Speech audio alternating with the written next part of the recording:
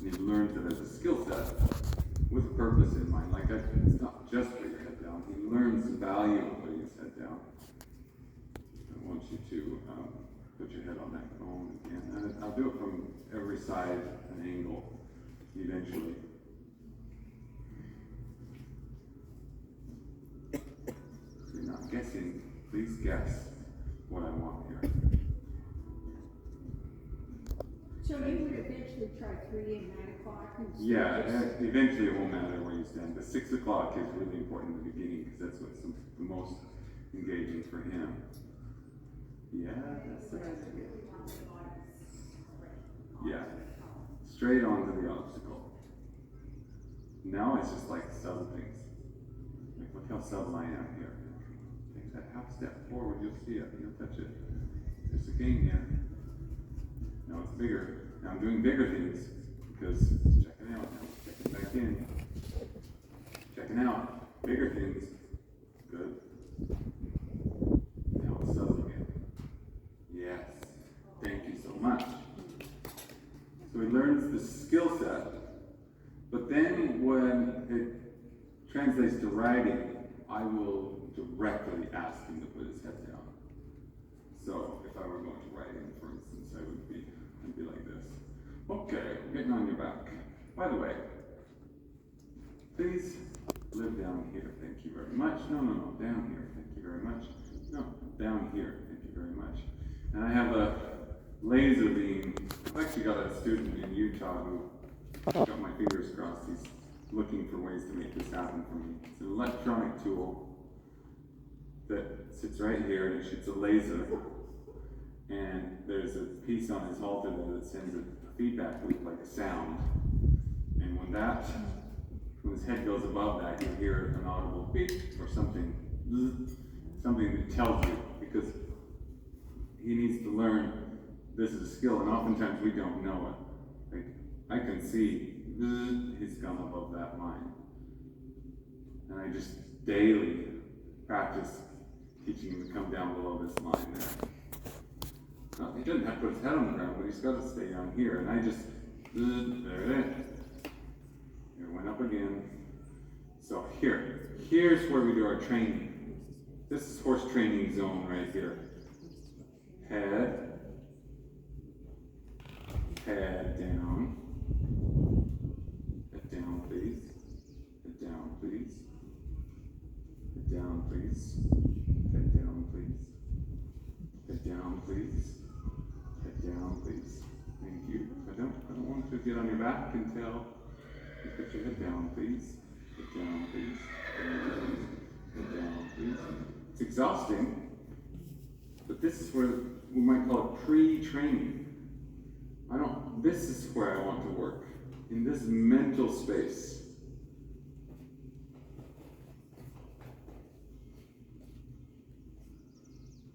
Down, please. Down, please. Reset the boundaries to say, hey, we're not going somewhere. We're just playing with your head down, please.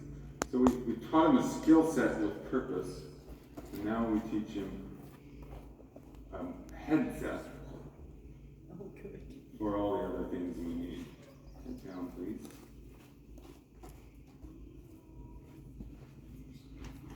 And so when I'm cold starting, I don't get on the horse unless they put their head down. I try to. I'll bounce around and I'll lean on like this. And they'll bring their head up, and then I remember, oh, I'm not trying to get on his back. I'm trying to train him to be calm. Bounce, bounce, bounce, bounce. Watch his head comes up. Down here, please. Bounce, bounce, bounce, bounce. Down here, please. Bounce, bounce, bounce, bounce, bounce. Excuse me, down here, please. Oops, excuse me, down here, please. Thank you. We're not walking around. Back up, please. Head down, please. Head down, please. Head down, please. Head down, please. Head down. Head down. And it feels like, oh my gosh, was this ever going to change? It does, after about a week of being this persistent. It truly does change, and he's just like level-headed, calm, and happy, and you say, when you're not with me, go ahead and be a horse. Head up, run around, play with your buddies. When you're with me, only be part horse. And I'll be part horse. And we'll be a partnership. But I'm really adamant about this. This is a level playing field right here. And it'll keep you safe. You can get one of those mounting blocks where you can stand up above him and do all these bumping tests, and you're like, oh, you forgot. Put your head down. Oh, you forgot again. Put your head down, please. Bump, bump, bump, bump, bump, bump, bump, bump, bump. Oops. Gotta get that head down. And the cool thing about this, even though it's tedious, let's just run some math, run some numbers. I'm doing desensitization, all this, but I'm also sensitizing him. The average horse person doesn't sensitize their horse very much. They do a lot to desensitize their horse, waving and flags and rubbing and petting and bonding. But they wait for their horse to figure it out, where if I just do this little micro maneuver, I had a conversation. I said, would you please? And he said, yes. And mathematically, the more yes answers I get from my horse, the more he'll offer, right? So don't avoid that very exhausting game of asking him to put his head down.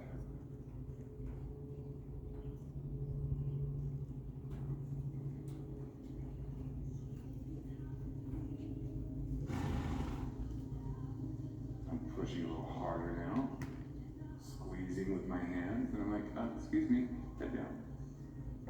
He's not going to understand or get it right away. You have to correct him and say, don't walk around. Now put your head down, please. Put your head down, please. Thank you. Oops, head down, please. This is super frustrating in the beginning for some folks, because how many times I got to ask him to put his head down? Oh, I don't know, maybe 100, or maybe 200, but that would be 200 opportunities to sensitize him, to get yes answers. I just want to get on his back, and I'm like, why? He's not giving you permission. He's not saying yes enough. There aren't enough yeses. So how do you get to more yeses? Well, take advantage of the no, or the question there.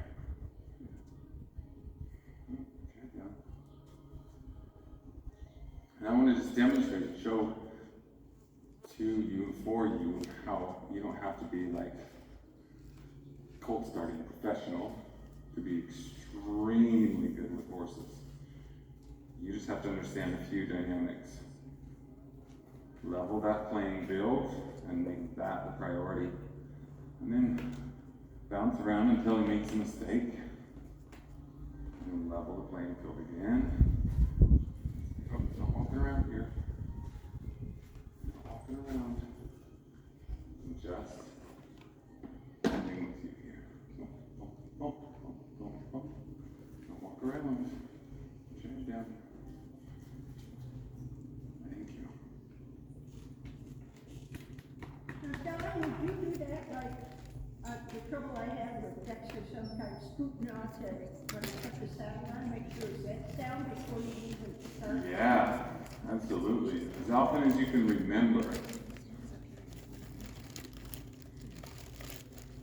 put that head down. As often as you can remember, if you want to advance. If you just want to go for a trail ride, then it doesn't matter that much. Your horse is going to thrive and do just fine. But if you want to advance into canter work, flying lead changes, I said early this morning that over the course of my career, I started to discover that there were things that should be done earlier. Things that I would try to do flying lead changes, for instance. I couldn't. I'd go to an instructor and I would say, why can't I do them? And they'd say, well, because your foundation sucks. I'm like, what do you mean? I've been in foundation for like 5 years with this horse. Yeah, but you're missing something. I'm like, well, what is it? He's not very responsive to putting his head down. So is that something you do when you're riding, or is that something you can do like all the time? Right? So believe it or not, I'm asking for flying change when I put his head down. You know, very lateral way. I'm like, hey, if you're good at putting your head down, I bet you'd be good at flying lead changes one day. But if you keep that head up, you're gonna suck at flying lead changes. It's gonna be hard work to get them. If you learn to put it down, we're gonna get them easy.